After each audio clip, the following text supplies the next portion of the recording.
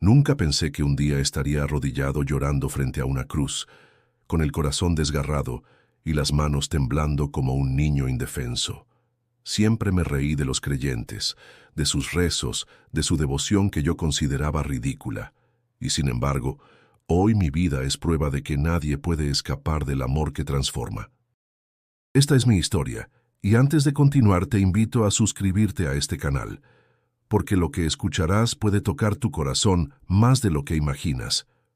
Me llamo Julián Ramírez, tengo 28 años y nací en Puebla, aunque desde hace varios años vivo en la Ciudad de México. Mi mundo se resume en planos arquitectónicos, proyectos ambiciosos y noches interminables, en bares llenos de música electrónica y risas huecas. No hay espacio en mi vida para lo invisible, para lo que no se puede medir ni calcular. Para mí, la fe era solo un refugio de gente débil, incapaz de enfrentar la realidad. En la Condesa, donde paso la mayor parte de mis días, las cafeterías se llenan de conversaciones superficiales. Jóvenes ejecutivos con trajes impecables hablan de inversiones, mientras artistas alternativos presumen proyectos que nunca concretan. Ese es mi ambiente, y yo encajo perfectamente. Traje bien planchado, reloj caro en la muñeca, mirada de seguridad. Pero por dentro, lo admito, siempre hubo un vacío que prefería ignorar. Mis amigos comparten conmigo ese cinismo que creemos inteligencia. Cuando alguien menciona religión, todos nos miramos con una sonrisa burlona, como si fuera un chiste privado. Todavía hay gente que cree en esas cosas, solemos decir entre carcajadas. Yo soy el primero en soltar comentarios sarcásticos, orgulloso de mi ingenio mordaz. A veces pienso que esa risa era mi escudo contra algo que no quería enfrentar. En contraste, mi madre, doña Carmen, siempre fue devota. Una mujer sencilla, de manos cansadas por años de trabajo y mirada serena. Recuerdo cómo cada domingo, aún de niño, me llevaba de la mano a misa, insistiendo en que escuchar la palabra de Dios era lo más importante. Yo asistía con fastidio, contando los minutos para salir a jugar en la calle. Con el paso de los años, esa distancia se convirtió en un muro. Ella con sus veladoras, yo con mis proyectos, ella con su fe, yo con mi desprecio. Mi hermana menor, Mariana, siguió los pasos de mamá. Es enfermera y, como suele decir, su vocación nació de la fe. Cree firmemente que servir a otros es servir a Cristo. Yo la escucho y sonrío con ironía, como si su entrega fuera ingenuidad, aunque en el fondo sé que tiene una fortaleza que yo jamás tuve. Esa diferencia en nuestras vidas se hizo más evidente a medida que crecí. Mientras ellas participaban en procesiones, peregrinaciones y rosarios, yo buscaba ascender en mi carrera, ganando prestigio y dinero. El México que habitan ellas es el de las parroquias, los mercados populares y la fe que une comunidades. El mío es el de las torres de vidrio, las oficinas minimalistas y los restaurantes caros en Polanco. Dos mundos opuestos que rara vez se cruzan, salvo en las tensiones familiares inevitables. Aún recuerdo una de esas cenas en casa de mamá. Ella hablaba emocionada de un retiro espiritual en Oaxaca, mientras yo revisaba correos en el celular. Mariana, molesta, me reprochó: ¿podrías, al menos por un rato, dejar de burlarte de todo? Yo respondí con una sonrisa arrogante: hermana, no me burlo, solo me sorprende que todavía vivan en la Edad Media. Mamá bajó la mirada, y aunque no dijo nada, sus ojos reflejaban tristeza. Esa imagen me persiguió más de lo que admito. Pero en aquel momento, mi ego estaba intacto. Creía que la vida estaba bajo mi control, que todo dependía de mi talento y mi esfuerzo. No sabía que pronto la realidad me mostraría lo contrario, porque nadie, por más seguro que se sienta, está preparado para el momento en que el suelo desaparece bajo sus pies, y ese momento estaba mucho más cerca de lo que imaginaba. Mi niñez estuvo siempre rodeada de imágenes religiosas, procesiones y cantos que resonaban en cada calle de Puebla. Mientras otros niños esperaban ansiosos las ferias con juegos mecánicos, yo tenía que acompañar a mi madre a la misa dominical, a las peregrinaciones en honor a la Virgen de Guadalupe y a las posadas navideñas donde el rezo del rosario era tan importante como romper la piñata. Desde entonces empecé a sentir que no encajaba en ese mundo. Recuerdo con claridad aquellas mañanas frías, cuando mamá me despertaba temprano con una voz dulce pero firme. «Julián, levántate, hijo. Vamos a misa». Yo me giraba en la cama buscando excusas. «¿Otra vez? Ya fuimos la semana pasada». Ella sonreía con paciencia. «No se trata de obligación, hijo. Se trata de darle gracias a Dios por todo lo que tenemos». Yo no lo entendía. Para mí lo importante era jugar fútbol en la calle empedrada con mis amigos, correr tras la pelota hasta que el sol bajara. La idea de quedarme sentado escuchando un sermón interminable me parecía insoportable. Y sin embargo, nunca podía negarme del todo, porque mamá tenía esa mirada que mezclaba ternura y determinación. La iglesia del barrio era un edificio colonial de paredes blancas y campanas que sonaban desde temprano. El olor a incienso se impregnaba en mi ropa y el murmullo de las oraciones colectivas me resultaba sofocante. Observaba los vitrales con escenas bíblicas y me preguntaba por qué tantas personas lloraban frente a una imagen de yeso. Mientras todos cerraban los ojos en oración, yo pensaba en cómo escapar para ir a jugar. Mi hermana Mariana, en cambio, parecía disfrutar de cada momento. Con apenas 6 años ya sabía rezar el rosario completo y su devoción despertaba la admiración de las vecinas. «Esa niña será una santa», decían. Yo, en cambio, era el travieso, el que se movía de un lado a otro durante la misa y hacía muecas a los monaguillos. Esa diferencia sembró una distancia invisible entre nosotros desde pequeños. Un día, durante una procesión en honor al Señor de los Milagros, las calles estaban llenas de flores, música de banda y velas que iluminaban la noche. La gente caminaba descalza como muestra de sacrificio. Yo, aburrido, susurré a mamá: «¿Por qué hacen eso? Parece una tontería». Ella me apretó la mano con fuerza y dijo con voz baja pero firme: «No es tontería, Julián, es fe. Algún día lo entenderás». Pero no lo entendí. Al contrario, cada experiencia religiosa me confirmaba que yo no quería vivir con esas cadenas. Sentía que la religión era una forma de mantener a la gente sometida, atada a tradiciones que les impedían avanzar. Con el paso de los años, esa rebeldía infantil se convirtió en burla abierta. Cuando mis compañeros de la secundaria hablaban de ir a la basílica, yo me reía y decía: «Mejor vayan a un concierto, por lo menos ahí hay buena música». Mis amigos reían conmigo, y yo me sentía orgulloso de ser diferente, de no dejarme llevar por lo que llamaba fanatismo. Sin embargo, en medio de mi rechazo, había momentos que me sacudían. Recuerdo la vez que mamá enfermó cuando yo tenía 10 años. Mariana y yo la vimos postrada en la cama con fiebre alta. Esa noche, en lugar de llevarla al hospital, mamá insistió en rezar. Con el rosario entre las manos pedía a la Virgen que le devolviera la salud. Yo me desesperaba y gritaba: «Necesitas un doctor, no rezos». Ella me acarició el rostro y susurró: «Dios también es médico, hijo». Al día siguiente, milagrosamente, se levantó mejorada. Los vecinos decían que había sido un favor del cielo. Yo, en silencio, me negaba a aceptarlo, convencido de que solo había sido suerte. Esa fue mi infancia, una batalla constante entre la fe de mi madre y mi rechazo. Ella veía en cada detalle la mano de Dios. Yo, en cambio, buscaba explicaciones racionales. Mariana absorbía la devoción con alegría. Yo me aislaba en mi mundo de escepticismo. Lo que no sabía era que esas memorias que yo creía inútiles regresarían años después para confrontarme con fuerza. Porque aunque yo intentara huir de la fe parecía no querer soltarme del todo. La universidad fue mi trampolín hacia un mundo que parecía hecho a mi medida. Estudiar arquitectura en la Ciudad de México no solo me abrió puertas, también me dio un escenario donde podía brillar sin que nadie cuestionara mis creencias, o mejor dicho, mi falta de ellas.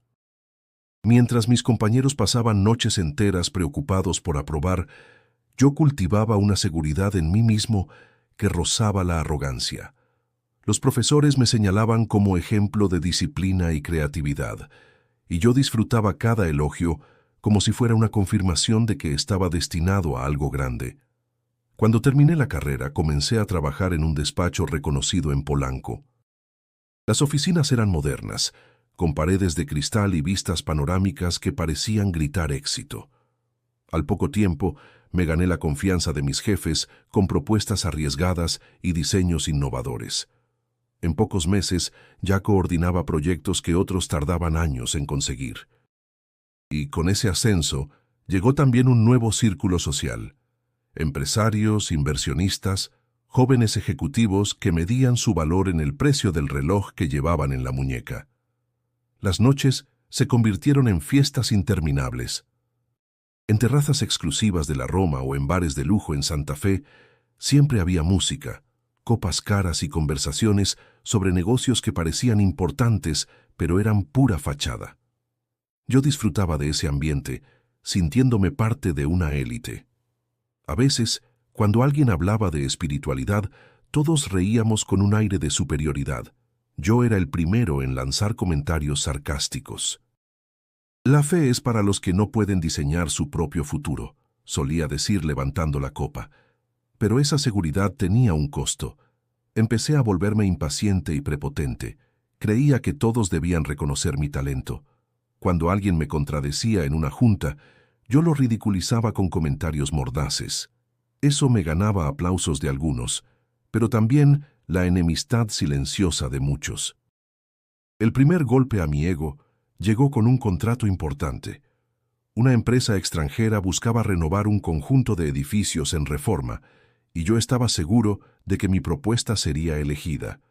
Trabajé semanas enteras, convencido de que mi diseño era insuperable. Sin embargo, el día de la presentación, mi arrogancia me jugó en contra. En lugar de escuchar las observaciones del comité, los interrumpía, despreciaba sus dudas y me mostraba condescendiente. Al final, la empresa eligió a otro despacho. Recibí la noticia con incredulidad, como si fuera imposible que alguien rechazara mi genio. En la oficina, mis compañeros lo celebraron en silencio. Yo podía ver en sus miradas una mezcla de alivio y satisfacción. Y aunque por dentro me dolió profundamente, jamás lo admití. Ellos no saben reconocer la verdadera innovación, me repetía frente al espejo, convencido de que el problema estaba en los demás. Mis amigos tampoco ayudaban. En lugar de hacerme reflexionar, me animaban a olvidar los tropiezos en medio del ruido de un bar. «No importa, Julián, habrá otro proyecto», me decían mientras brindábamos.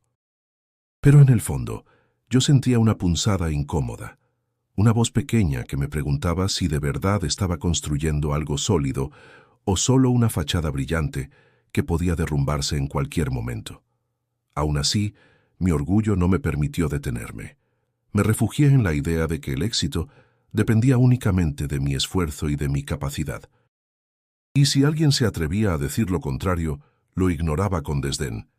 La fe, la humildad, la comunidad, todo eso me parecía un lastre del que yo me había liberado. Sin embargo, el vacío empezaba a crecer en los espacios que el dinero y el reconocimiento no podían llenar. En las madrugadas, después de volver de alguna fiesta, me encontraba solo en mi departamento de la Condesa, rodeado de muebles caros, pero con un silencio que me golpeaba en el pecho. Miraba la ciudad iluminada desde mi balcón y me preguntaba, aunque fuera por un instante, ¿y si estoy equivocado? Sacudía la cabeza, servía otro whisky y repetía para mí mismo que la vida estaba bajo control. Pero esa pregunta, aunque tratara de ignorarla, se quedaba flotando en mi mente, y pronto nuevos encuentros comenzarían a erosionar la seguridad que tanto me enorgullecía. El despacho donde trabajaba me asignó un proyecto en Oaxaca, diseñar la remodelación de un centro cultural en una comunidad cercana a la ciudad. Aunque al principio me molestó dejar la comodidad de la capital, acepté porque representaba prestigio. Será un trampolín para futuros contratos, pensé mientras abordaba el autobús rumbo al sur. El camino se extendía entre montañas verdes y cielos despejados. A diferencia del tráfico gris de la Ciudad de México, Aquí los pueblos se desplegaban con calma, con calles empedradas y casas pintadas de colores vivos. Yo observaba desde la ventana con una mezcla de aburrimiento y fastidio, convencido de que aquel ambiente no era para mí. La primera noche, al caminar por la plaza principal, me sorprendió la multitud reunida alrededor de una iglesia. Había música de banda, niños corriendo con velas encendidas y mujeres con vestidos bordados cargando flores. Pregunté en un puesto de tamales qué ocurría. «Es la fiesta del santo patrono», me dijo la vendedora con una sonrisa orgullosa. «Aquí celebramos con todo el corazón». Me quedé observando. La procesión avanzaba lentamente mientras la gente cantaba. El aire estaba impregnado de copal, y el repique de las campanas se mezclaba con cohetes que iluminaban la noche. En medio de la multitud vi a un hombre mayor con sombrero de palma y camisa blanca cargando una cruz de madera. Tenía una expresión de paz que me desconcertó. Al día siguiente lo conocí en la obra. Se llamaba Don Miguel, un campesino que también colaboraba en la comunidad. Era sencillo, de manos curtidas y sonrisa franca. Mientras revisábamos el terreno, me ofreció una botella de agua y comenzó a hablar. «Joven, aquí la gente vive con poco, pero vive con fe. Eso nos sostiene cuando las cosechas se pierden o cuando la vida se pone dura». Yo solté una risa sarcástica. «Con todo respeto, don Miguel, la fe no llena el estómago ni paga las cuentas». Él no se ofendió. Solo me miró con serenidad y respondió: «Tal vez no, pero sin fe el alma se vacía, y un alma vacía no encuentra paz aunque tenga dinero». Sus palabras me incomodaron más de lo que quería admitir. Quise cortarle la conversación y desvié el tema hacia planos y medidas. Pero esa frase quedó flotando en mi mente como un eco molesto. Durante los días siguientes, la comunidad continuaba celebrando.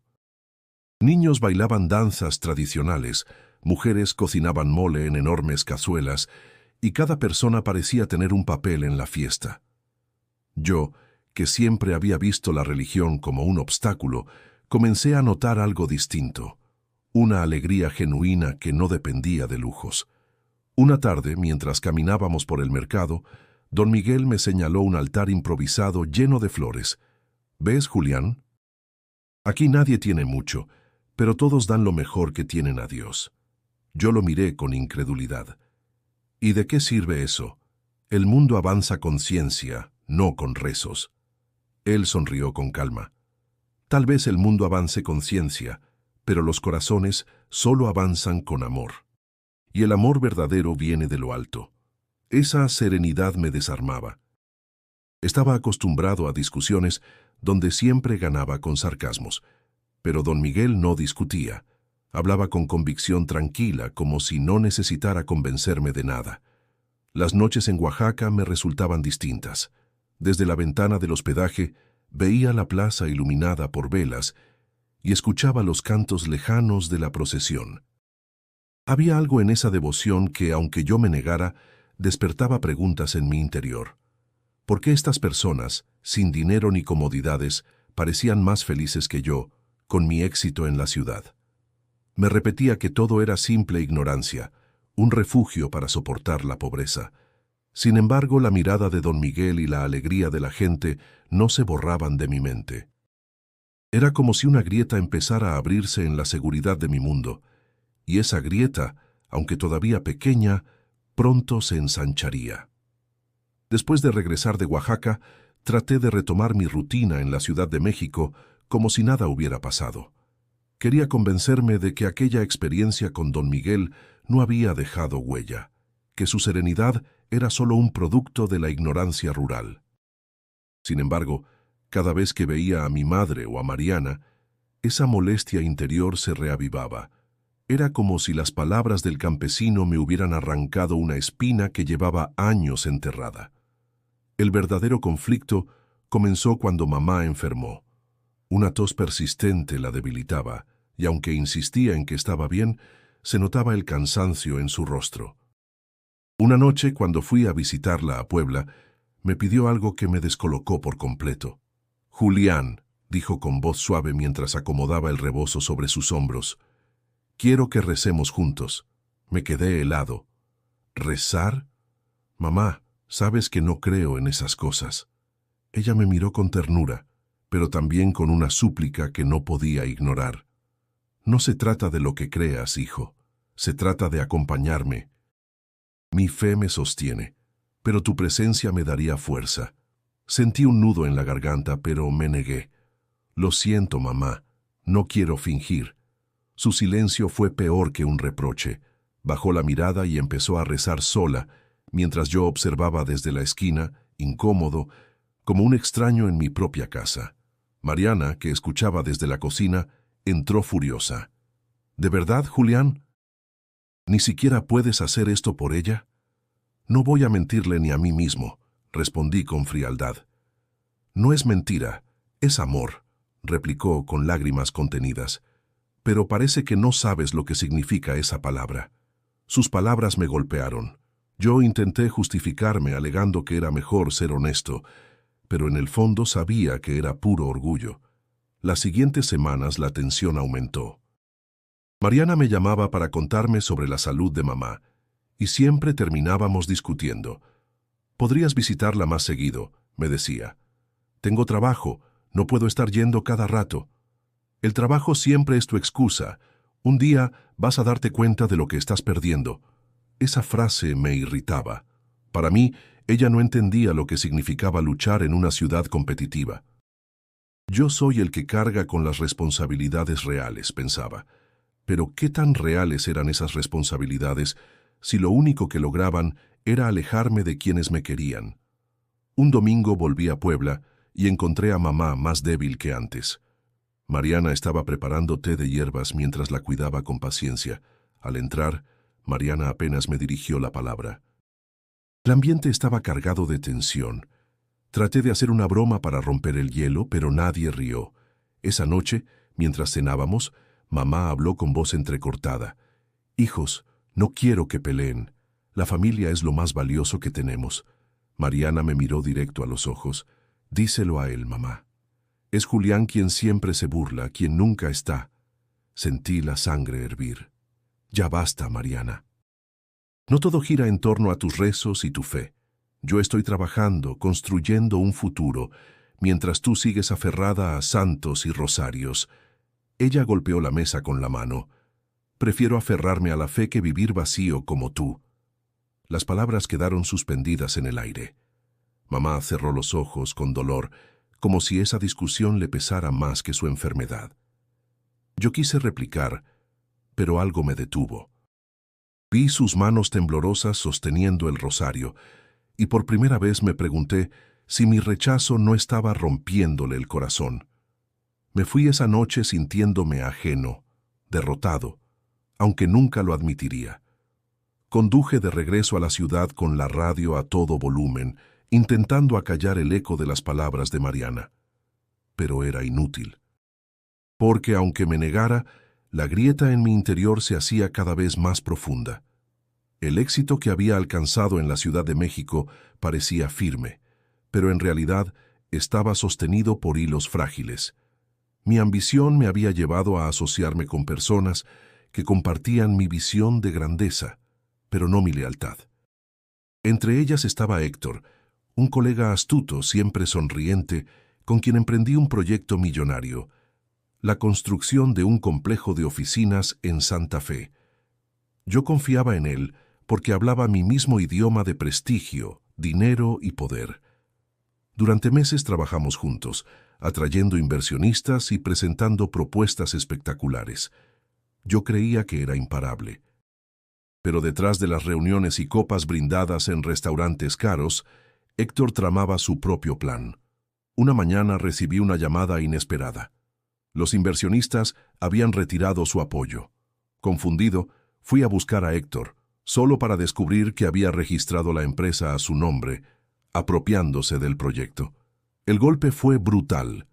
Me quedé sin contrato, sin capital y con una reputación dañada. En el mundo de los negocios, la confianza es oro, y yo había perdido la mía. En el despacho comenzaron a verme como un riesgo, un hombre arrogante que había dejado que lo engañaran. La caída fue rápida. Un día me codeaba con empresarios y arquitectos reconocidos, y al siguiente apenas lograba cubrir mis gastos. Mis amigos de fiestas empezaron a desaparecer. Las llamadas dejaron de llegar, los mensajes ya no tenían respuesta. La soledad que antes disfrazaba con ruido y alcohol se volvió evidente. Para soportar el vacío, me refugié en la vida nocturna. Me volví cliente habitual de bares en la Roma y en Polanco, buscando ahogar en copas mi frustración. El whisky me calentaba la garganta, pero al mismo tiempo me quemaba por dentro. Me decía a mí mismo que todo era pasajero, que pronto me levantaría. Sin embargo, cada amanecer llegaba con un dolor de cabeza insoportable y la sensación de estar hundiéndome más. Una madrugada, después de salir tambaleando de un antro, me encontré solo en la banqueta con la camisa arrugada y la mirada perdida. Un desconocido se me acercó para ofrecerme ayuda, pero lo aparté con un gesto brusco. Me sentía derrotado y humillado. ¿Cómo era posible que yo, el arquitecto brillante, terminara como un hombre cualquiera, sin rumbo ni propósito? Mientras tanto, mamá seguía enferma, y Mariana me llamaba con insistencia. «Julián, no puedes seguir así. Mamá te necesita», me decía con tono severo. «¿Y qué quieres que haga?», contestaba con voz áspera. «¿Rezar para que todo se arregle?». «No. Quiero que seas su hijo», respondía con una calma que me hería más que un grito. Yo evitaba verla porque sabía que sus ojos revelarían lo que no quería aceptar, que mi vida se estaba desmoronando. En la soledad de mi departamento, rodeado de muebles caros que ya no tenían sentido, comenzaba a sentir un peso en el pecho. Era una mezcla de ansiedad, tristeza y miedo. Intentaba distraerme con trabajo, pero los proyectos se reducían a encargos menores que apenas cubrían mis gastos. Había noches en las que me miraba al espejo y no reconocía al hombre que estaba frente a mí. Tenía las ojeras marcadas, el rostro cansado, la mirada apagada, y en un susurro que me sorprendía, me preguntaba: «¿Qué pasó contigo, Julián?». Pero enseguida me sacudía, negándome a aceptar mi fragilidad. «No necesito a nadie, mucho menos necesito a Dios», repetía como un mantra. Sin embargo, las grietas en mi seguridad se abrían más cada día. La traición de Héctor, el abandono de mis amigos, la enfermedad de mamá y mi propio vacío interior formaban un torbellino que me arrastraba sin compasión. Yo intentaba mantener la cabeza erguida, pero en el fondo sabía que estaba cayendo y que cada vez sería más difícil levantarme. En medio de esa caída que parecía no tener fin, apareció alguien que no esperaba. Lo conocí en un proyecto menor, una remodelación de oficinas en Tlatelolco, que acepté porque no tenía otra opción. Su nombre era Elías, un arquitecto de mi edad, pero con un aire completamente distinto al mío. Vestía de manera sencilla, hablaba con calma y tenía una mirada limpia, como de alguien que no necesitaba demostrar nada. El primer día de trabajo, mientras revisábamos planos, me sorprendió su serenidad. Yo estaba tenso, preocupado por mis finanzas y la presión de entregar rápido, pero él parecía moverse a otro ritmo. En un descanso, mientras tomábamos café en una fonda cercana, inició una conversación inesperada. «¿Sabes, Julián? A veces la arquitectura no solo construye edificios, también construye esperanza». Solté una risa burlona. «¿Esperanza? Vamos, Elías, esto es un negocio». Diseñamos, cobramos y seguimos adelante. Él no se ofendió. Claro que es un negocio, pero también es un servicio. Un espacio bien diseñado puede darle dignidad a la gente. Sus palabras me incomodaron. Lo miré con desdén, pensando que era un ingenuo. Sin embargo, había una seguridad en su voz que no era común. Con el paso de los días, descubrí algo que me desconcertó más. Elías era profundamente creyente.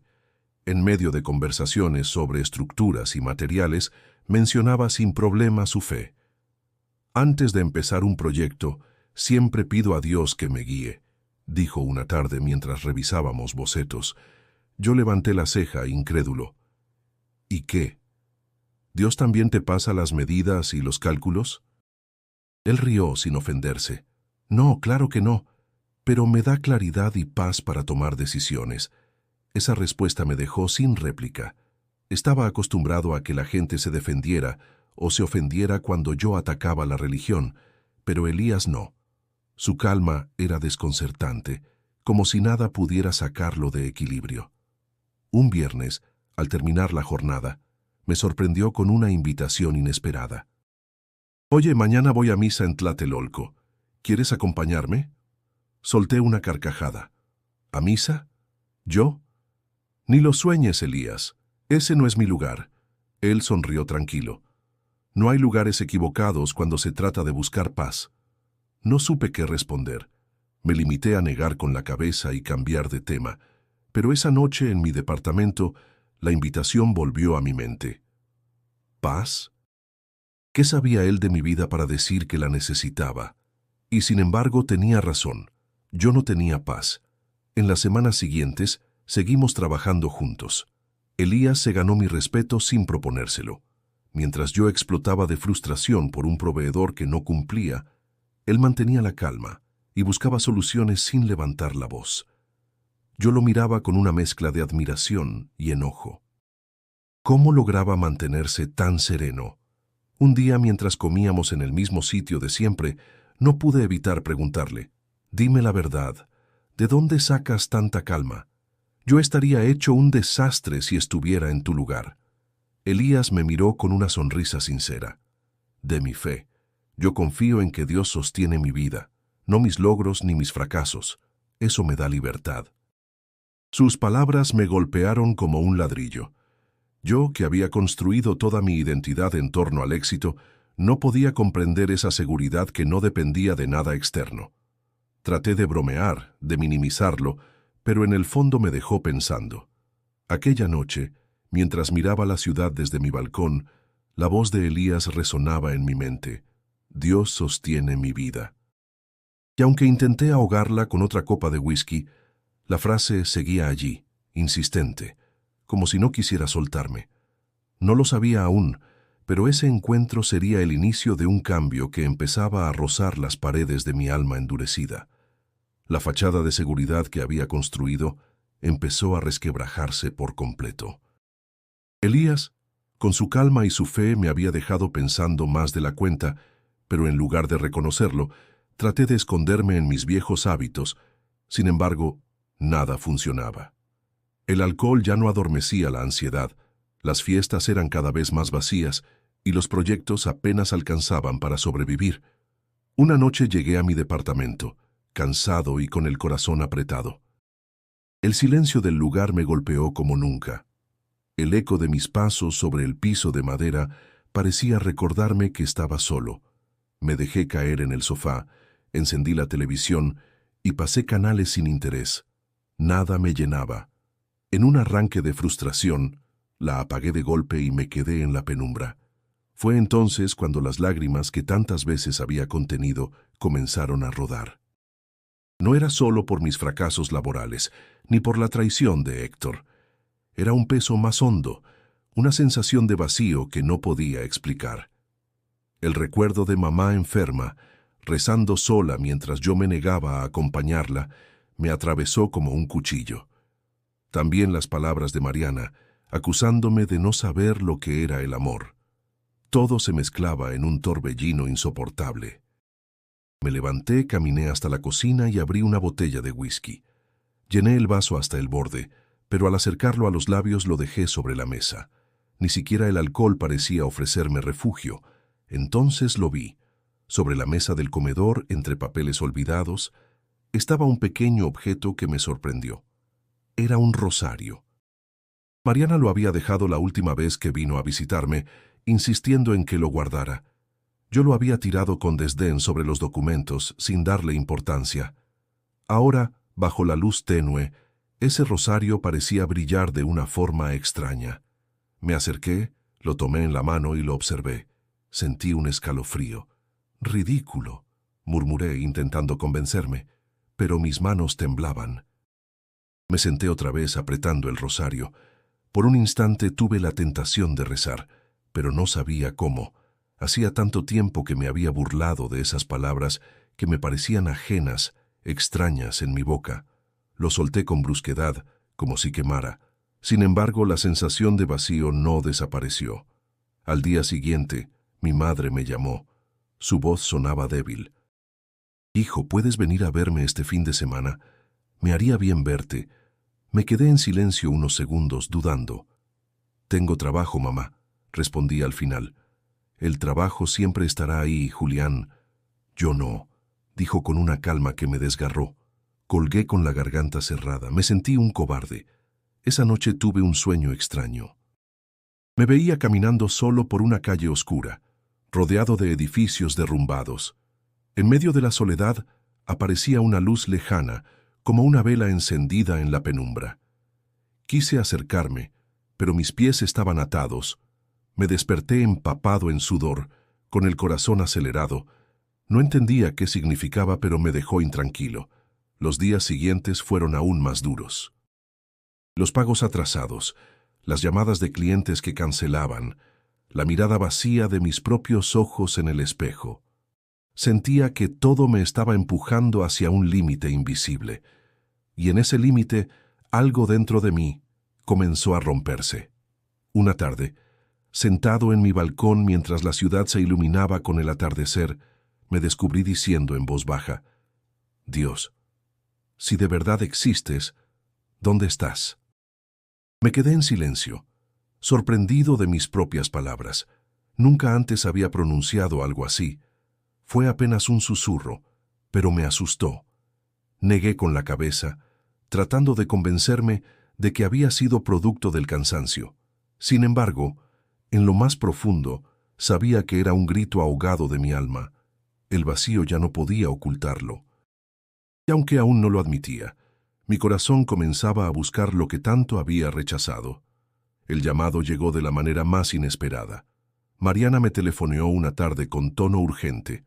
«Julián, mamá quiere ir a la Basílica de Guadalupe este fin de semana. Está empeñada en dar gracias, aunque siga enferma. No puede ir sola. ¿Puedes acompañarnos?». Estuve a punto de negarme, como tantas otras veces.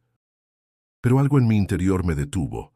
Tal vez fue el cansancio, tal vez la culpa, o quizás ese vacío que me estaba devorando poco a poco.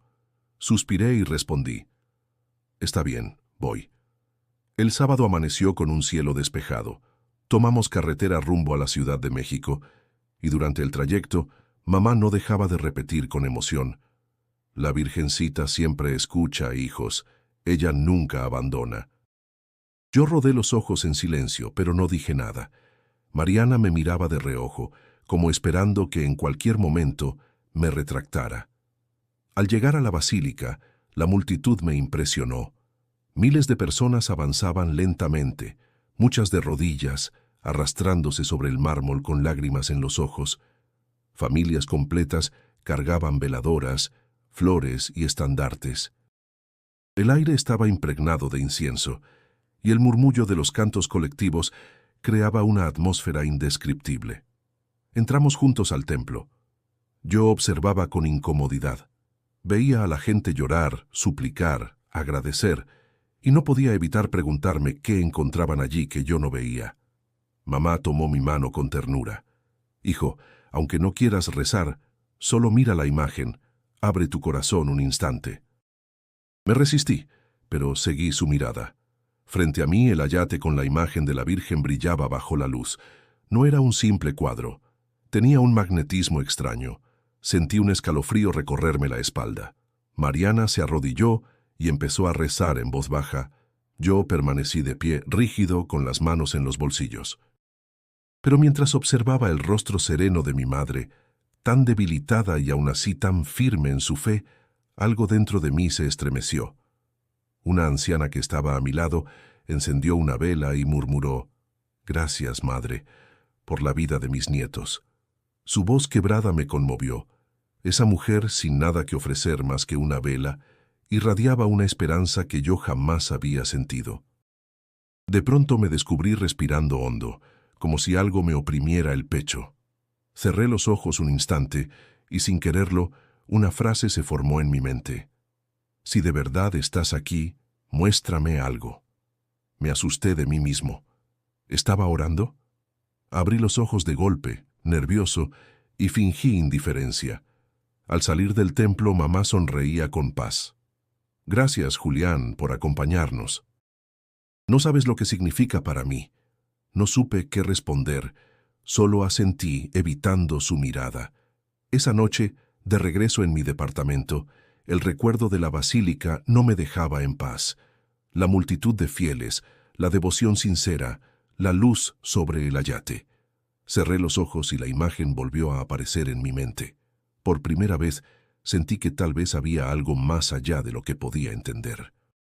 Me recosté en el sofá y me quedé en silencio, con el rosario de Mariana aún sobre la mesa. No lo toqué, pero su sola presencia me incomodaba y me atraía al mismo tiempo. No podía admitirlo en voz alta, pero ese día había pasado algo dentro de mí. No era conversión ni entrega, solo un roce, una grieta más en el muro de mi incredulidad. Y aunque traté de ignorarlo, sabía que ya no sería el mismo después de haber puesto un pie en aquel lugar. Después de aquella visita a la basílica, mi vida ya no se sentía igual. No lo decía en voz alta, ni mucho menos lo admitía frente a mi familia, pero dentro de mí había quedado un eco extraño. El recuerdo de las velas encendidas, de los cantos multitudinarios y de los ojos serenos de mi madre seguía persiguiéndome, incluso en medio del bullicio de la ciudad. En público, me mantenía fiel a mi papel de escéptico. Con mis amigos, continuaba soltando chistes sobre la religión. Una noche en un bar de la Roma, uno de ellos comentó que había acompañado a su abuela a misa. «Qué pérdida de tiempo», se dije riendo. «Yo fui hace poco y casi me muero de aburrimiento». Todos rieron conmigo, como siempre, pero en lo más profundo sentí un pinchazo de hipocresía. Yo sabía que no había salido indiferente de ese lugar. Las contradicciones se volvieron parte de mi día a día. En el despacho, mientras revisaba proyectos, recordaba la calma de Elías hablando sobre su fe. Caminando por las calles del centro histórico, veía a la gente encendiendo velas en pequeños altares y me sorprendía deteniéndome a observar. Algo me atraía y al mismo tiempo me repelía. Una tarde, cansado de mis propios pensamientos, decidí llamar a don Miguel, aquel campesino de Oaxaca con quien había trabajado meses atrás. Me contestó con voz cálida. «Julián, qué gusto escucharte. ¿Cómo te va?» Titubeé. Pues sobreviviendo, supongo. Tenía ganas de preguntarle algo. ¿De verdad cree que todo en la vida depende de la fe? Hubo un silencio breve antes de que respondiera. No todo, hijo. También hay trabajo, esfuerzo, decisiones. Pero sin fe, lo demás se vuelve vacío. La fe no sustituye, acompaña. Me quedé sin palabras. Aquella explicación simple resonó en mí más que cualquier sermón. Esa noche en mi departamento, volví a mirar el rosario de Mariana. Lo tomé entre las manos, lo giré una y otra vez, como si fuera una pieza extraña que intentaba descifrar. Cerré los ojos e intenté pronunciar un Padre Nuestro. Las palabras me salían torpes, como si fueran un idioma olvidado. Abrí los ojos frustrado y lancé el rosario sobre la mesa. «¡Esto no es para mí!», grité al vacío. Pero en cuanto las palabras salieron de mi boca, sentí un peso en el pecho, como si hubiera alguien escuchándome y yo estuviera negándolo con rabia. Me llevé las manos al rostro y respiré hondo. No entendía qué me pasaba. Los días siguientes fueron una batalla constante. Durante el día seguía con mi vida, tratando de aparentar normalidad. Por las noches, en la soledad de mi casa, me sorprendía hablando al techo. «Si de verdad estás ahí, ¿por qué me siento tan perdido?». No recibía respuesta, pero la pregunta volvía una y otra vez. Un domingo, Elías me llamó. «Julián, ¿quieres que pasemos la tarde conversando?». Acepté, aunque no sabía por qué. Nos encontramos en un café de Coyoacán, rodeados de árboles y murmullo de turistas. Después de hablar de trabajo, él cambió de tema. «Te noto distinto. ¿Qué pasa?», suspiré. «No sé, Elías. Fui a la basílica con mi familia y... no sé cómo explicarlo. Sentí algo raro». Él sonrió con serenidad. «Eso se llama gracia. No te asustes. Dios toca cuando quiere, aunque uno no lo busque». Me quedé en silencio. Su seguridad me molestaba y me tranquilizaba al mismo tiempo. Había en sus palabras una certeza que yo anhelaba. De regreso a casa, mientras el metro avanzaba entre túneles oscuros, me sorprendí pensando, ¿y si realmente hay alguien que me escucha? No tenía respuestas, solo preguntas que me desgarraban por dentro. Y en medio de esa lucha interna, comprendí que la grieta en mi corazón ya era demasiado grande para ignorarla. La tensión interna me estaba desgastando más de lo que admitía. Una mañana recibí una llamada de Mariana. Su voz sonaba preocupada. «Julián, mamá no ha mejorado. ¿Podrías venir este fin de semana a Puebla? Ella quiere verte». Dudé unos segundos, pero accedí. «Está bien, voy mañana temprano». Salí de la Ciudad de México al amanecer, manejando mi auto rumbo a Puebla. El cielo estaba nublado y una ligera llovizna empañaba el parabrisas. Conducía rápido, con la mente llena de pensamientos contradictorios. Recordaba a mamá, frágil y orando sola. Recordaba a Elías hablando de gracia. Recordaba a don Miguel, repitiendo que sin fe el alma se vacía. Todo giraba en mi cabeza como un torbellino. En la autopista, mientras adelantaba a un tráiler, el pavimento mojado me jugó una mala pasada. Perdí el control del volante. El auto derrapó violentamente, golpeó la barrera de contención y dio varias vueltas antes de detenerse en medio del asfalto. El estruendo fue ensordecedor. Sentí un dolor agudo en el brazo y la frente me ardía por un golpe. El olor a gasolina y metal quemado me mareaba. Traté de moverme, pero estaba atrapado entre los fierros retorcidos. Mi respiración se volvió entrecortada y un pánico brutal me invadió. En ese momento, algo quebró dentro de mí. Con lágrimas corriendo por mis mejillas, murmuré, «Dios, si estás ahí, ayúdame. No quiero morir así». Nunca antes había orado con tanta desesperación. Ya no me importaba parecer débil ni contradecirme. Era un grito desde lo más hondo de mi ser. Escuché voces a lo lejos. Un grupo de personas se acercaba corriendo. Un hombre gritó, «Hay que sacarlo antes de que explote». Con esfuerzo lograron abrir la puerta destrozada y me arrastraron fuera del vehículo. Sentí el frío del pavimento mojado en mi espalda y la lluvia cayendo sobre mi rostro. Miré al cielo gris y solté un sollozo incontrolable. Estaba vivo, contra toda lógica. Una mujer que me auxiliaba me dijo, «Tranquilo, joven, ya pasó lo peor. Dios lo cuidó». Esa frase me atravesó como una flecha. Cerré los ojos y, por primera vez, no quise discutir ni burlarme. La ambulancia llegó poco después. El trayecto al hospital fue confuso, entre sirenas y voces que apenas entendía. Recuerdo apretar con fuerza la mano del paramédico y repetir en voz baja, «Gracias, gracias». Al despertar en la camilla, lo primero que vi fue a Mariana. Estaba sentada a mi lado, con el rosario entre las manos. Al verme abrir los ojos, sonrió entre lágrimas. «Te lo dije, Julián, Dios escucha». Quise responder con sarcasmo, pero no pude. Solo sentí un nudo en la garganta y lágrimas que volvieron a brotar. Recé, susurré con dificultad.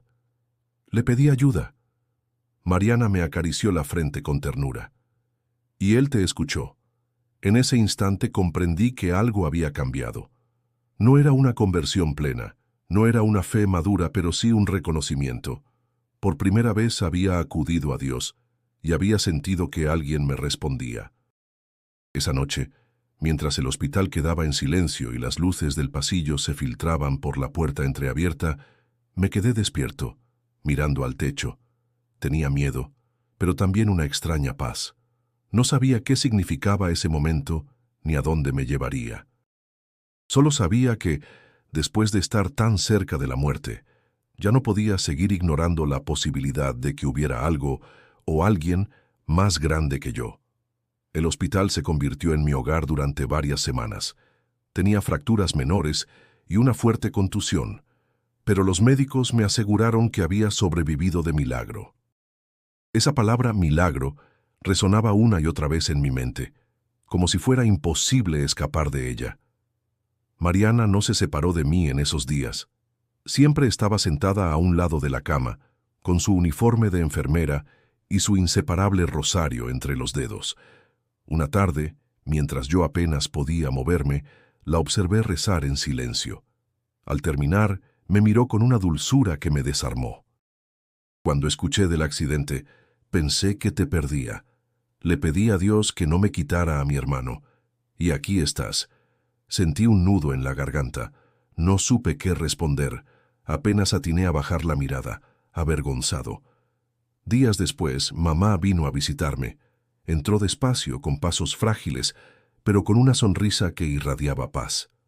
Al verme, sus ojos se llenaron de lágrimas. «Gracias, Señor, por escucharme», susurró mientras tomaba mi mano. Me costaba sostener su mirada. Era como si sus oraciones hubieran tenido un peso real en lo que me había ocurrido. Me atreví a decir en voz baja, «Mamá». Recé, en el coche. Pedí ayuda. Ella apretó mi mano con fuerza. «Eso basta, hijo. No necesitas más. Jesús ya escuchó tu grito». Su fe me conmovía, pero al mismo tiempo me inquietaba. ¿Era posible que Dios realmente hubiera intervenido en ese momento? En los días de recuperación tenía largas horas de soledad. Entre el sonido de los monitores y los pasos de las enfermeras por los pasillos, me descubrí reflexionando. El accidente había estado a punto de arrebatarme la vida. ¿Y si todo terminaba así, de un instante a otro? ¿Qué quedaba de mí más allá de los proyectos, del dinero, de las fiestas? Una madrugada, incapaz de dormir, tomé el rosario que Mariana había dejado sobre la mesa junto a mi cama. Lo observé largo rato, sintiendo que representaba una frontera entre mi vieja vida y algo nuevo que no comprendía. Cerré los ojos y con torpeza empecé a repetir palabras que había escuchado de niño. «Padre nuestro que estás en el cielo». No las terminé. Mi voz se quebró en llanto. No entendía lo que pasaba, pero era como si un peso enorme se liberara de mi pecho. Por primera vez, no estaba tratando de ser fuerte, ni exitoso, ni arrogante. Solo era un hombre frágil, agradecido de estar vivo. Al día siguiente, cuando Elías vino a visitarme, notó mi expresión distinta. «Te ves más tranquilo», dijo con una sonrisa. Lo miré con sinceridad. «Recé, Elías. No sé si lo hice bien, pero...» Recé. Él asintió, como si no necesitara explicaciones. «No se trata de hacerlo bien, Julián. Se trata de hacerlo con el corazón. Y parece que el tuyo empieza a abrirse». Sus palabras me estremecieron, era cierto. Mi corazón ya no estaba cerrado. Tal vez no entendía la fe. Tal vez aún tenía 1000 dudas, pero algo había cambiado. Cuando finalmente me dieron el alta, salí del hospital caminando despacio, con el brazo en cabestrillo y una nueva sensación en el alma. El sol de la mañana iluminaba las calles y cada paso que daba parecía un regalo. Miré al cielo y casi en un susurro dije, «Gracias». No sabía a quién exactamente se lo decía, pero en lo más profundo de mí sentí que había sido escuchado. Ese fue el comienzo de una sanación que no era solo física, sino también espiritual. Y aunque todavía no lo comprendía del todo, mi vida ya había tomado un rumbo distinto. Volver a la rutina después del hospital no fue fácil. El accidente me había dejado cicatrices visibles y otras más profundas, invisibles, que no sabía cómo manejar. Caminaba con más cuidado, trabajaba con menos prisa y, sobre todo, pensaba demasiado. Cada vez que veía el rosario sobre mi buró, sentía un llamado extraño, como si me recordara que ya no podía seguir ignorando lo que había experimentado. Fue entonces cuando, casi sin proponérmelo, empecé a dar pasos que nunca hubiera imaginado. Una mañana de domingo, sin avisar a nadie, decidí entrar a una iglesia cercana a mi departamento en la colonia Roma. No era la basílica ni un lugar lleno de peregrinos, solo una parroquia de barrio, con paredes sencillas y olor a cera derretida. Me senté en una de las bancas traseras, incómodo, mirando a todos lados como si temiera ser descubierto. Al inicio no entendía nada. El sacerdote hablaba del perdón y las personas respondían con oraciones que yo apenas recordaba. Pero poco a poco, una calma inexplicable me fue envolviendo. No recé, no canté, solo escuché. y en ese silencio interior sentí algo que hacía años no conocía: paz. A partir de ese día, comencé a asistir con discreción. No se lo conté a mis amigos porque sabía que se burlarían, y tampoco a Mariana, porque temía que lo interpretara como una victoria personal. Era mi secreto, mi manera de tantear un terreno nuevo que todavía no entendía. En paralelo retomé contacto con Elías. Nos reuníamos después del trabajo para conversar. Una tarde, en un café cerca de Bellas Artes, le confesé lo que estaba haciendo. He ido a misa un par de veces, no sé por qué, pero me hace sentir distinto. Elías sonrió, con esa calma suya que tanto me desarmaba. Eso no es casualidad. Cuando el corazón se abre, Dios encuentra la manera de entrar. Pero aún tengo dudas, respondí, casi a la defensiva. La fe no borra las dudas, Julián. Te enseña a caminar con ellas. Sus palabras se me quedaron grabadas. Yo había creído que tener fe era igual a no tener preguntas, y por eso me parecía imposible. Pero él me mostraba que se trataba de algo más profundo. Un fin de semana, acepté acompañarlo a una actividad comunitaria en Iztapalapa. Era un proyecto de renovación de una pequeña capilla y espacios comunes para los vecinos. Llegamos temprano y lo primero que me sorprendió fue la alegría de la gente. Hombres y mujeres con herramientas, niños pintando murales, ancianos cocinando comida para todos. No había dinero de por medio, ni contratos, ni prestigio, solo un deseo genuino de servir. Me dieron un casco y me pidieron ayudar en la mezcla del cemento. Al principio me sentí fuera de lugar, pero poco a poco comencé a disfrutarlo. Ver a las personas trabajar juntas, reír mientras cargaban ladrillos, compartir lo poco que tenían, me conmovió. Recordé las palabras de don Miguel en Oaxaca: el alma sin fe se vacía. Ahora entendía un poco más lo que quería decir. Ese día, mientras el sol caía sobre los cerros y la gente compartía un plato de frijoles y tortillas, me sentí más acompañado que en todas las fiestas lujosas a las que había asistido en mi vida. No había música estridente ni copas caras, pero había algo que jamás había experimentado: comunidad. De regreso a casa, exhausto pero con el corazón ligero, miré al cielo iluminado por las luces de la ciudad y murmuré: si esto es lo que significa creer, entonces quiero seguir probando.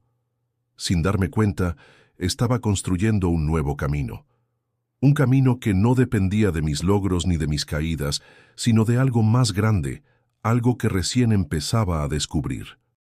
El camino hacia la fe me había dado algo de paz, pero todavía quedaba una herida abierta: mi familia. Durante años había despreciado la fe de mi madre y ridiculizado la devoción de Mariana. Ahora que empezaba a dar mis primeros pasos en un terreno nuevo, sentía el peso de esas culpas sobre mis hombros. Un domingo decidí viajar a Puebla. Llevaba días pensando en esa visita, pero el miedo al rechazo me había detenido. Cuando toqué la puerta de la casa, Mariana abrió. Se quedó inmóvil, sorprendida. «¿Qué haces aquí?», preguntó, con el ceño fruncido. Respiré hondo. «Vine a verlas y a pedir perdón». Su expresión cambió, pero aún había dureza en sus ojos. Me hizo pasar en silencio. Mamá estaba sentada en la sala con una manta sobre las piernas. Al verme, sus ojos brillaron. «Hijo, pensé que no vendrías más». Me arrodillé frente a ella, tomé sus manos arrugadas y, con lágrimas que no pude contener, susurré: «Perdóname, mamá. Perdóname por todos los años que me burlé de lo que para ti era sagrado. Perdóname por no estar cuando más me necesitabas». Ella acarició mi rostro con ternura. «Yo nunca dejé de rezar por ti, Julián. Sabía que un día volverías». Mariana, que observaba en silencio, no pudo evitar intervenir. «¿Y ahora por qué vienes? ¿Solo porque casi mueres en un accidente?», dijo con voz quebrada. La miré directo a los ojos. «Sí, Mariana, el accidente me abrió los ojos, pero no vengo por miedo. Vengo porque quiero cambiar. Vengo porque me cansé de lastimarlas». Ella guardó silencio unos segundos, hasta que las lágrimas rodaron por sus mejillas. No sabes cuánto te esperé, hermano. Cuántas veces soñé con este momento. Nos abrazamos, los tres, entre sollozos. Sentí como si años de distancia y orgullo se derrumbaran en un instante. Esa noche cenamos juntos. La comida era sencilla: arroz, frijoles y tortillas recién hechas. Pero yo la saboreé como si fuera el banquete más especial de mi vida. Entre risas tímidas y recuerdos compartidos, volví a sentir lo que significaba pertenecer a una familia. Más tarde, mientras mamá se retiraba a descansar, Mariana y yo quedamos solos en la cocina. Ella me observó con seriedad. ¿De verdad quieres cambiar, Julián? Porque no basta con decirlo. Lo sé, respondí. He empezado a ir a misa. No todos los domingos, pero voy. Y estoy tratando de rezar. Mariana se sorprendió. ¿Hablas en serio? Asentí. No sé hacerlo bien, me siento torpe, pero cada vez que lo intento, siento algo distinto. Ella sonrió por primera vez esa noche. No tienes que saber hacerlo perfecto. Dios escucha incluso los balbuceos. Sus palabras me dieron paz. Me di cuenta de que no necesitaba tener todas las respuestas, solo el deseo sincero de acercarme. Antes de dormir, me encerré en mi antigua habitación, aquella donde de niño despreciaba las estampas religiosas que mamá colocaba en la pared. Ahora, al verlas, sentí un profundo respeto. Me arrodillé junto a la cama, cerré los ojos y murmuré: Jesús, te pido perdón. No sé cómo hacerlo, pero aquí estoy. Las lágrimas brotaron sin que pudiera controlarlas. Era como si todo el orgullo acumulado durante años se derritiera en ese momento. Me sentí frágil, pero también libre. Al levantarme, supe que algo había cambiado definitivamente. Ya no era solo un hombre buscando sentido, era alguien que comenzaba a entregarse. Y aunque aún quedaba mucho camino por recorrer, esa noche descubrí que la reconciliación no solo había sido con mi madre y con mi hermana. También había comenzado a reconciliarme con Dios. Los meses siguientes marcaron un antes y un después en mi vida. Ya no era el hombre arrogante que ridiculizaba la fe de su madre, ni el joven soberbio que se burlaba de los creyentes en bares lujosos. Poco a poco aprendí a vivir de otra manera, con gratitud, con humildad y con una certeza que nunca había conocido. Seguí asistiendo a misa, al principio con timidez, sentado en las últimas bancas. Con el tiempo me animé a acercarme más, a escuchar con atención las lecturas, a rezar sin vergüenza. Descubrí que las palabras que antes me parecían huecas, ahora tenían un sentido profundo. Perdona nuestras ofensas, repetía, y sentía que cada sílaba me limpiaba por dentro. Elías continuó siendo un compañero en ese proceso. Una tarde, mientras caminábamos por Chapultepec, le dije: nunca imaginé que estaría en este punto de mi vida. Me reí tanto de los creyentes, y mírame ahora. Él sonrió con serenidad. Eso es lo hermoso, Julián. Nadie está tan lejos como para no volver. La misericordia alcanza a todos, pero aún me siento indigno, confesé. La fe no es para los perfectos, es para los que reconocen que necesitan a Dios. Esas palabras me liberaron. Comprendí que no tenía que ser un santo de un día para otro. Bastaba con dar pasos sinceros. Con mi familia la relación cambió radicalmente. Mamá, aunque seguía enferma, irradiaba felicidad al verme de nuevo a su lado. Mariana, por fin, dejó atrás el rencor y se convirtió en mi cómplice en este nuevo camino. Una noche, mientras cenábamos juntos, le dije: gracias por no rendirte conmigo, hermana. Ella me tomó la mano. Nunca dejé de rezar por ti. Ahora sé que valió la pena cada lágrima. La transformación también se reflejó en mi trabajo. Ya no buscaba impresionar ni humillar a mis colegas. Al contrario, trataba de escuchar, de construir en equipo. Los clientes notaban la diferencia. Algunos incluso me preguntaban qué había cambiado en mí, y aunque no siempre lo decía abiertamente, dentro de mí sabía la respuesta. Jesús había tocado mi corazón.